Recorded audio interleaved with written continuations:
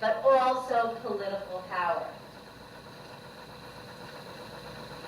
So Marx argues that whoever gains control of the means of production gains an incredible amount of economic and political power.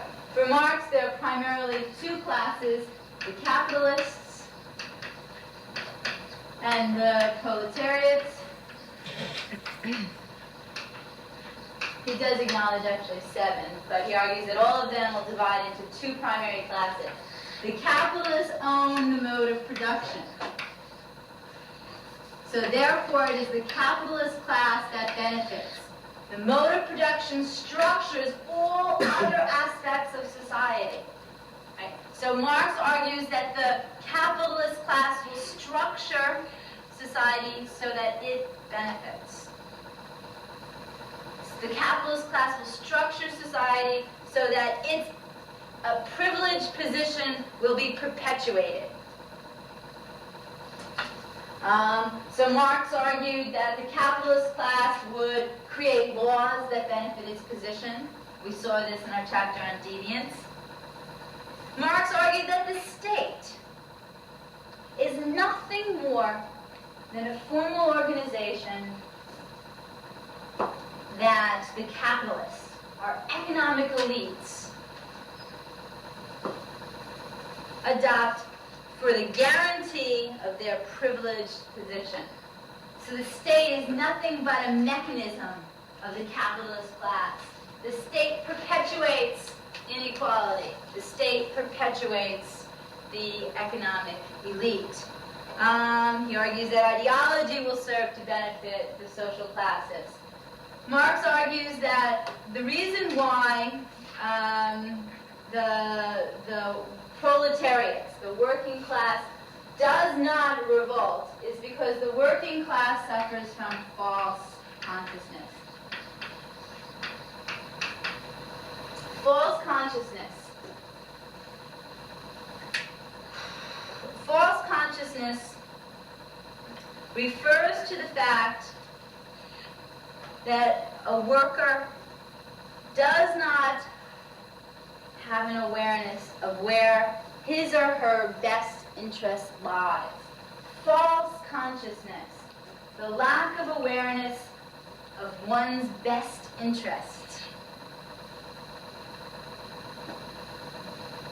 False consciousness prevents workers from identifying with other workers. They do not see where their true interests lie in uniting with other workers, whether they be black, white, purple. To unite with individuals who are in the same predicament, who do not own the mode of production. Too often, Marx argues that workers suffer from false consciousness and therefore do not unite, do not realize where their true interests lie. They lack true, what he called class consciousness.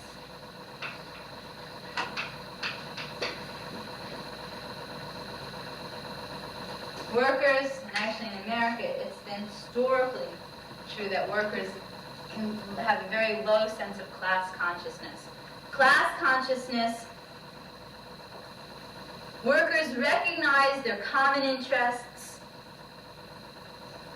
Workers recognize their common opponents, being the capitalists. And workers join together to change the system, to revolt against their exploitation.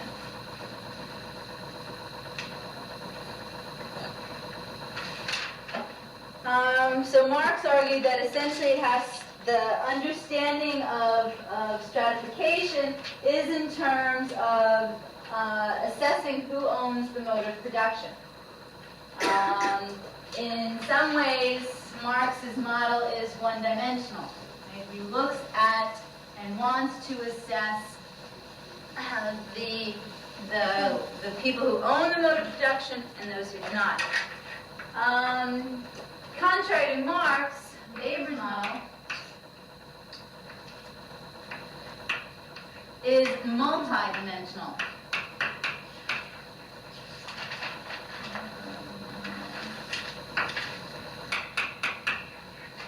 You can call it but you should not think, since Weber is multidimensional, therefore Marx is unsophisticated. Marx is actually very sophisticated. I've just eliminated the sophistication. Okay, Weber looks at 3 dimensions of power. For Weber, the key is property,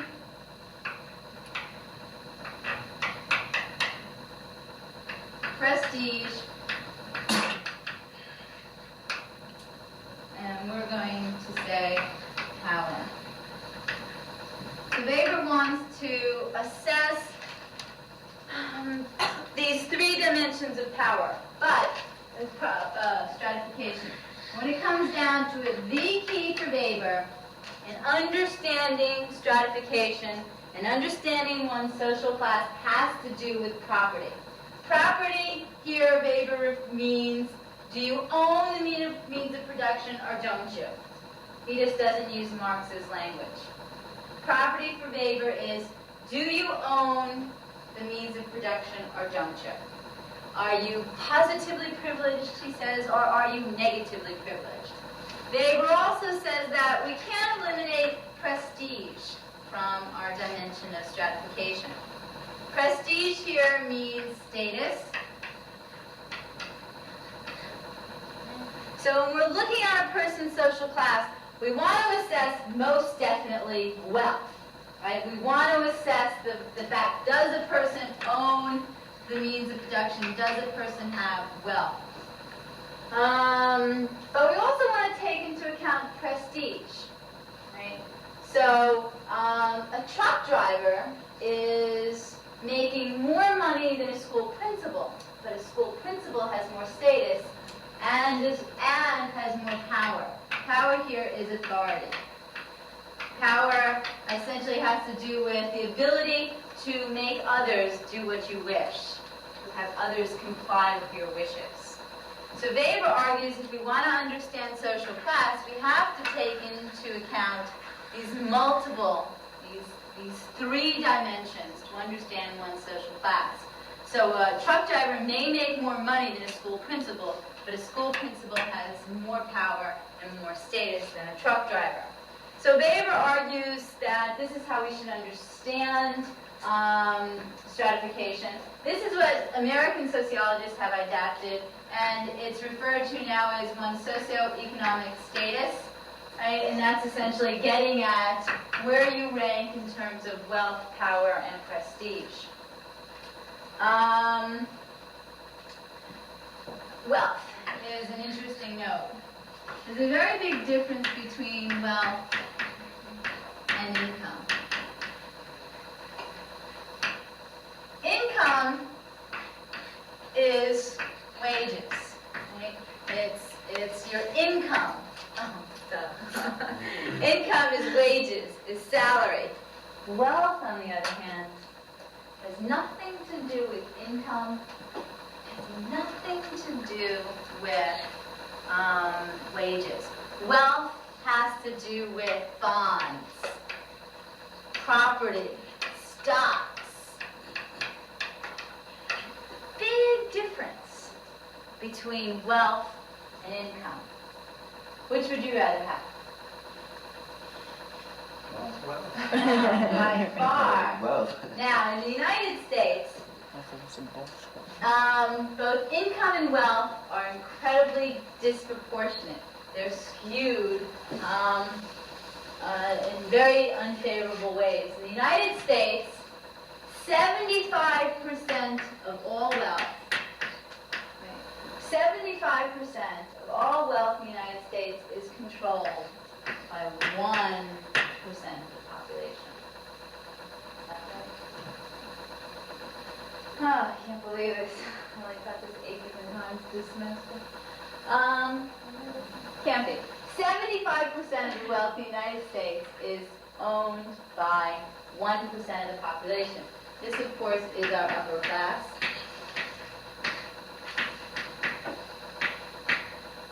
75% of all wealth, so all bonds, stocks, land options are owned by 1% of the population. 200,000 people own 75% of the wealth in the United States. These folks also have most of the income. The income, I think, breaks down, though, to something like 47%. So not quite all, but then you, like, income is like this in the United States. Actually, it comes down much further. With the bulk being down here. So this is like 50,000 and below. Looks like an egg. Oh, it's not really like an egg. It's like a pretty wicked mountain, you know. And then all the numbers come in here with very few people, like 100,000, and then up. And then, of course, you know, the 16 million figures that we get our CEOs at annually. Okay, so income isn't as disproportionate as wealth, but still, it is greatly skewed toward the upper class being more privileged. So the upper class members have 75% of the wealth. Most of this money is inherited. I think I've had it. How about questions? Here's the book. Robertson's terrific. Okay. You don't need to know Lenski's for the exam. Let me do that. You do not need to know Lenski's for the exam, which does a synthesis. So I'm looking down, like, on the first page of your outline here. We have caste, class, and society. Review Marx and Weber. Look at functionalists. Which page are you I'm looking at your, oh, I'm not, all right, you want to do it, stratification. Take out the review sheet, and we'll add and subtract on it. Stratification sheet. Okay, know the degrees of stratification. You might want to, as I said, include on the top there what is social inequality. So add on the top of stratification social inequality. And we discuss degree of mobility. We know that there's a distinction between horizontal and vertical. Okay. So we will know, we don't have to know slave, caste, class, feudal, and know the ideological systems that support these. So Hinduism, the divine rights of kings, and the log cabin myth. Okay, is the Soviet Union classless or non-classless? Review that. Skip down to class versus race and gender. Just cross it out. We have down already myths and realities of welfare. Add Herbert Gann's The Functions of Poverty. Also add Lewis, Culture of Poverty, and Moynihan. Black female-headed families as the cause of poverty. And both the latter being example of blaming the victim. Okay. For poor, for the lower classes, make sure you know the categories of people. Who will most likely be poor? Cross out Mills as the power elite and add Weber. I don't know why I forgot Weber. Okay. Oh, social mobility in your book, you don't have to worry about intergenerational or intragenerational or exchange mobility or structural mobility. Just know vertical and horizontal. With regard to Marx, make sure you know class consciousness and false consciousness.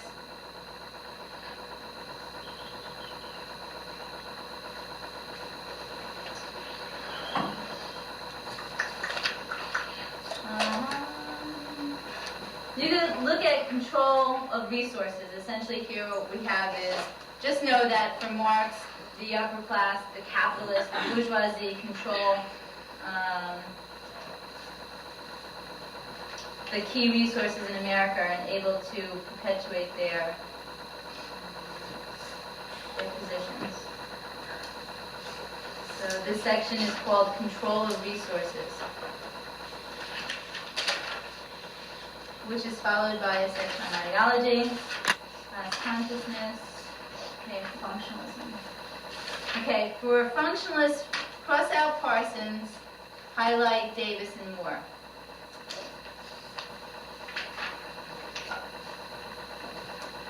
Again, you don't have to know the synthesis. Do we go over there some more? No. Okay, so your book goes over wealth and income. You do that. Power. And then go through the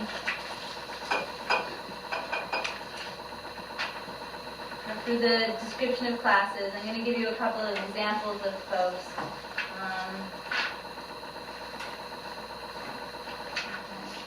So essentially, you can cut and paste, but then make sure you read from 270. And essentially, we went over most of it, so you can review it. 270 to 280. Basically, the only thing that you're going to cover in the test that you didn't cover in class today is some more. Exactly. No. Only the other stuff you said was basically just covered. I didn't describe the upper class, the middle class, Okay. the upper middle, the working class. Right? So you need to know that. There's going to be more questions on the exam on the theories of poverty, some of which aren't in your book. Okay? Most everything will be in the book. Okay? You can skip though the synthesis section and the other things that I mentioned in terms of reading.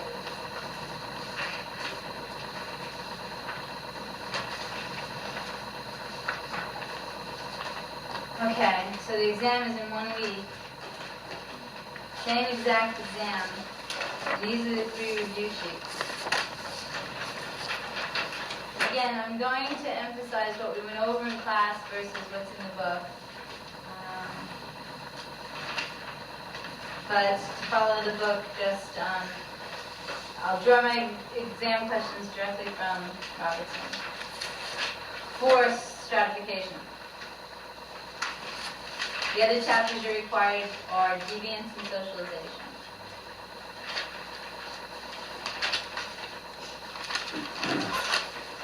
Okay, anything look strange or questionable on socialization?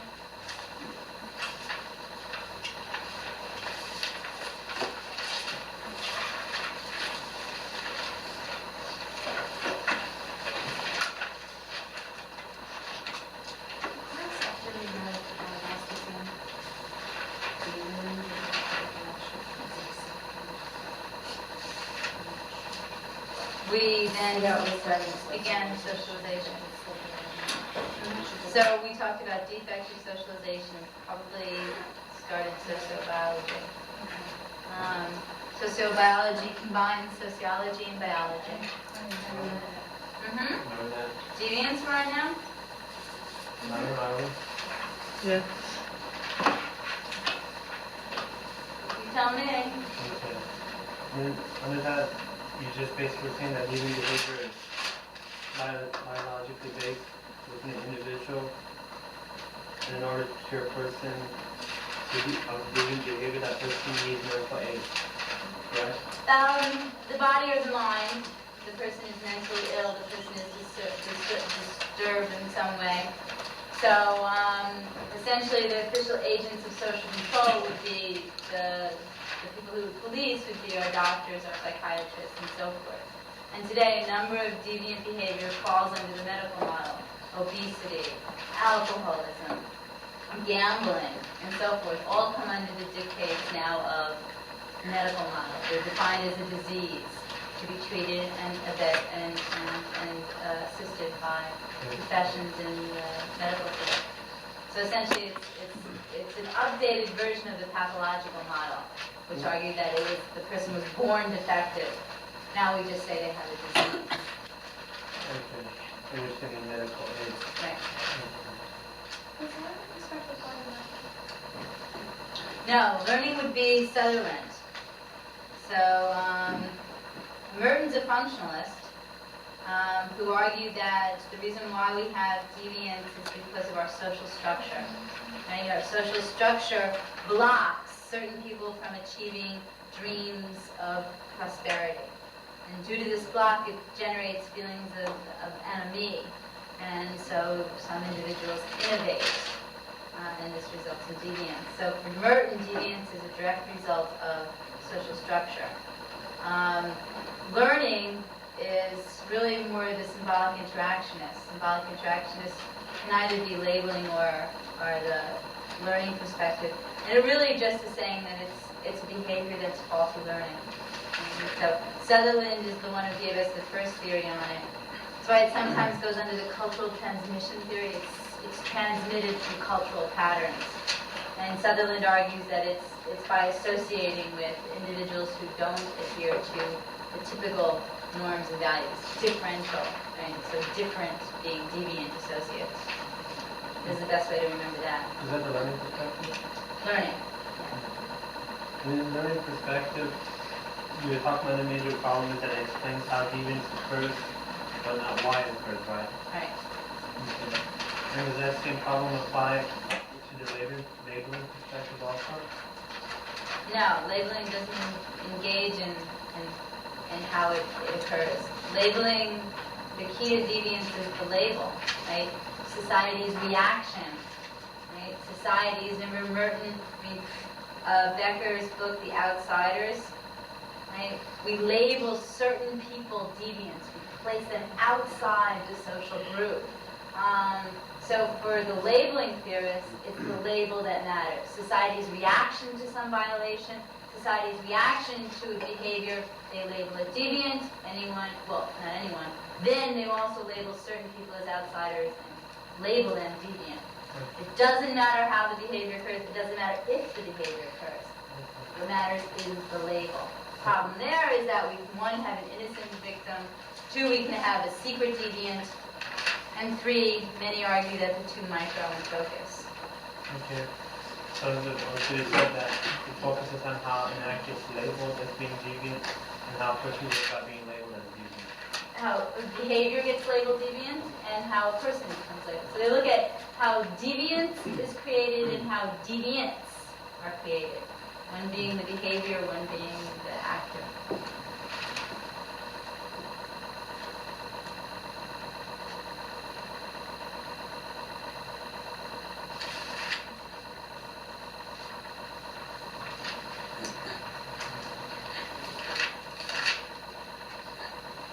Other questions?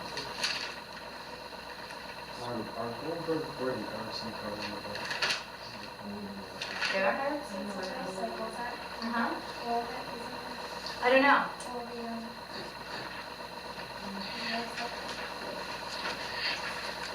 I'm sure Piaget is. Jordan, what was your question? With Goldberg and the Tiger and Fox. No, they're just examples of sociology. And for them, I mean, really, it was just to give examples of sort of the outrageous logic they were arguing. What's important there is to know the critique of that.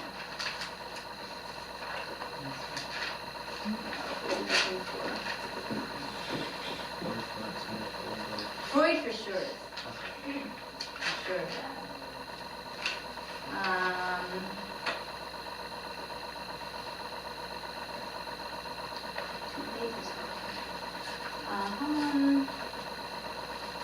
Socialization.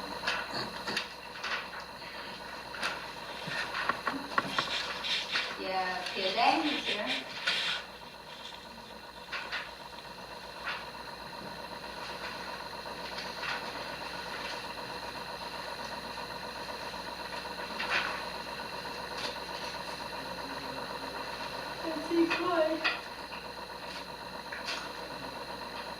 Oh, learning to feel, Sigmund Freud. You need to, figure out where the id, the ego, and the superego lie in his. So the id for Freud is the it. It is the sort of primary behavior. The id is moves into our unconscious. We never get rid of it. Remember his book, Civilization as Discontent. For Freud, the id is the source of, or operates based on the pleasure principle. For Freud, the id is a primary structure of personality, right?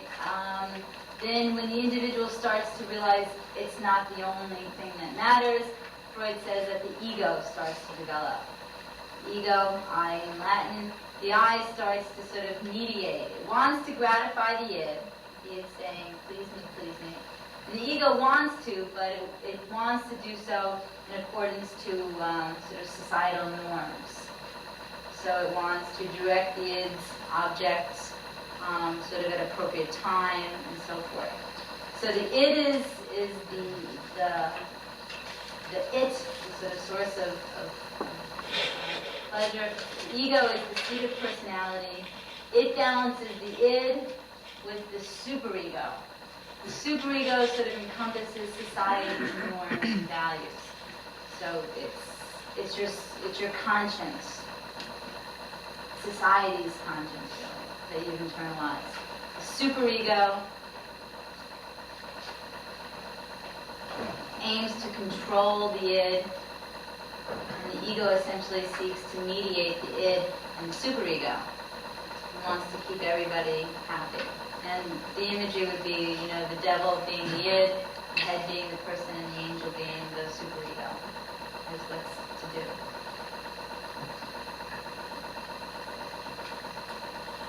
And Erickson's not in the book. Erickson deals with 8 stages of development. The key for Erickson is identity crisis. Right? That he's really talking about identity. He argues that in 8 key stages in the life cycle, we develop throughout the life cycle, we have these identity crises at particular points in the life cycle. He argues that once we have a crisis, we resolve this crisis, and how we resolve it is going to affect our personality. So the first stage is trust versus mistrust, and how we are treated as infants is going to be how we sort of treat the world. Are we going to trust it, or are we going to mistrust it? But again, the key here is it's identity crisis. It deals with the entire life cycle. He argues also that we can go back and resolve. Nothing's permanent in terms of personality structure, that we can go back and resolve conflicts. Those are the important things that Erickson points out. You don't need to know each of the 8 life cycles. Just know the overview of what's important. Crisis is dealing with identity. It's continuous, and nothing's resolved forever. This is crime index. Pardon? Crime index. Okay, that's the type of crimes that are listed in the FBI's annual report. They're concerned with 8 types of crime, and they're essentially can be divided into crimes against people or crimes against property. And there are 4 of each. There's crimes against people: rape, murder, assault, and robbery. And then crimes against property would be burglary, arson, auto theft, and Destruction of property. burglary, auto theft, arson, and one other crime against property.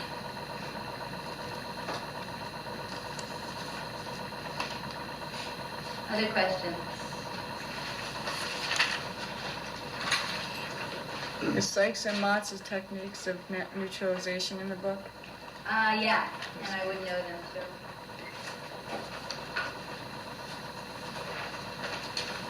Lisa?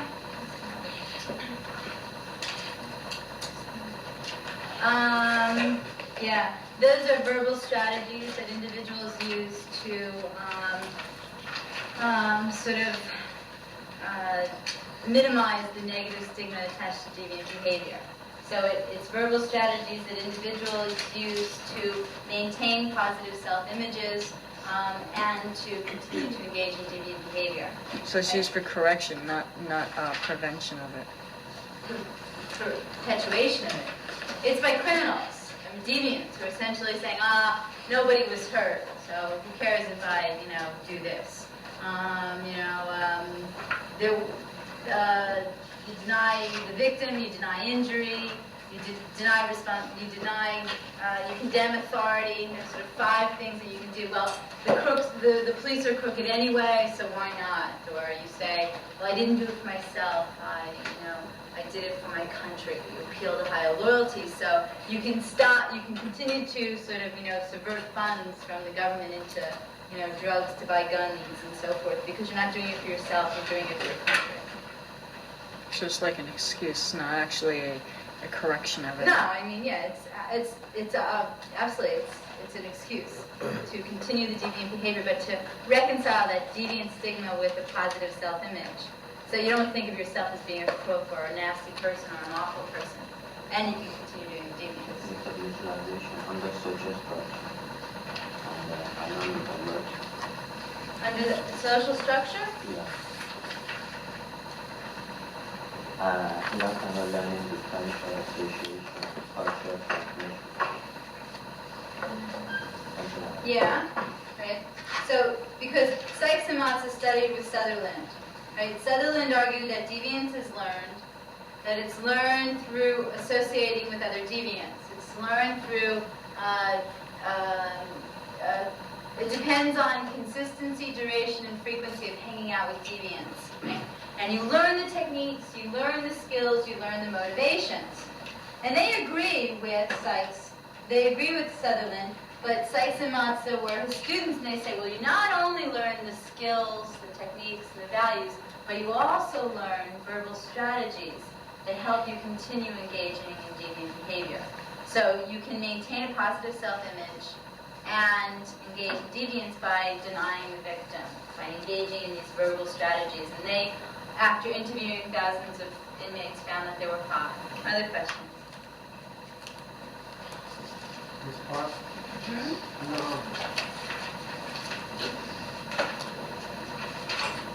When we remember, there are 5 categories of personality, and one of them is conformist, right?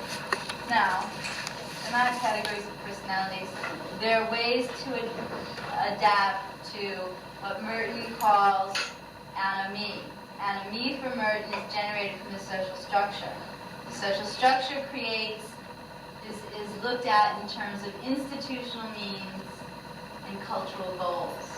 He argues that the institutional goals are blocked. Some people do not have access to legally, legitimately obtaining cultural goals. They still want the goals, but they don't have the means. This generates feelings of anomie. One way of adapting to these feelings of anomie is a retreatist. Another way is a conformist, another way, and so forth. They're not personality structures. They are ways, he argues, one adapts to feelings of anomie that are generated from the social structure. So, Merton was the one who outlined the strain theory, the one based on the conformist. Right, that there are certain strains, as it's sometimes called, that are generated because of blocked access to cultural goals. Like the conformist, you gave the example of 4 hours son. No, You did it? no, that's an innovator. Okay. But he doesn't make sense because he's a conformist. And it was a critique of it was a critique of Merton, because he is a conformist, how Merton argues, right? He has the institutional means, right? He comes from a very wealthy family. He's at a very private school. Right? He has money. in his pocket and so forth, and he obviously wants to get ahead in life. He's in college and so forth, he's studying, right? But he's also dealing drugs on the side.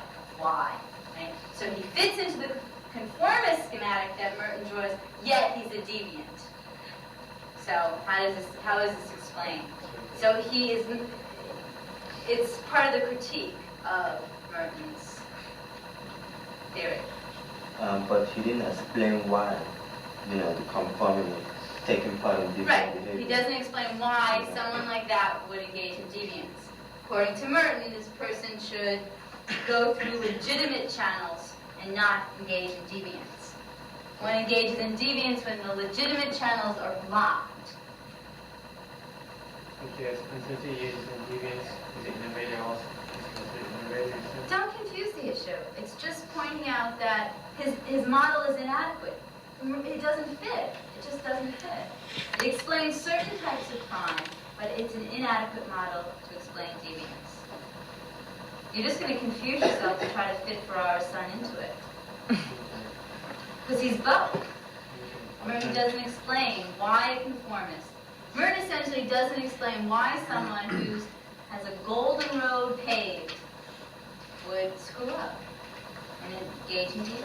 But there are explanations for that. It's just like, peers that they hung around with and stuff like that would But explain. not according to Merton. I mean, Right. maybe we could say Sutherland could explain it real easy. Right, because I was going to And ask you that that was when a you big were coke dealer. going over the stratification, because there are some people I know of born into very wealthy families, and they turned out to be like drug addicts and construction workers, and they dressed like burnouts, so-called, and their family are like what normal people would call like rich snobs. And they've actually practically disowned their children that ended up like this because they are labeled deviant. Well, and also an embarrassment for the family. Exactly. And they've gone as far as evicting them from houses or telling them to get out. Well, having a drug addict living at home is relatively... Well, not necessarily drug addict. That's one example. Oh, yeah. I mean, you got a kid that's a construction worker, and you're a retired executive who's looked up to by the community, and you're a member of all these clubs and things like that, and your child's a construction worker that wears like cut off flannel shirts and beat up jeans and hangs out in bars and stuff like that.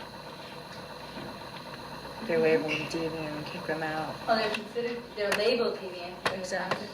Yeah, wouldn't fit with Merton. Right. We were talking about something. It's late. The labeling, the label matters. Self-fulfilling prophecy.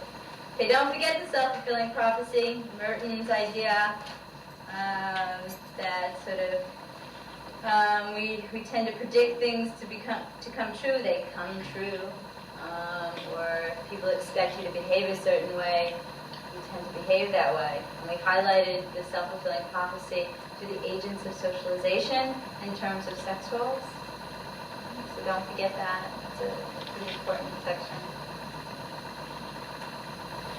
Going back to this multidimensional 3Ps by Weber, you're saying, supposing somebody's supposing like my situation, I'm going to be a computer programmer, and I want to go into a very large corporation or into a company that solely does computer graphics programming for large corporations. Although I could be making 10 times an executive's salary, I still wouldn't have the status of that executive because I'm working for them, in effect. Well, and you'd be what Mills would call a white-collar worker. Right. You Or know, I could be more intelligent than that person, yet the way society looks at the way you work for somebody, you would have a More lower intelligent status. than your boss, but most corporate presidents have college degrees. And actually in the United States, a significant number of,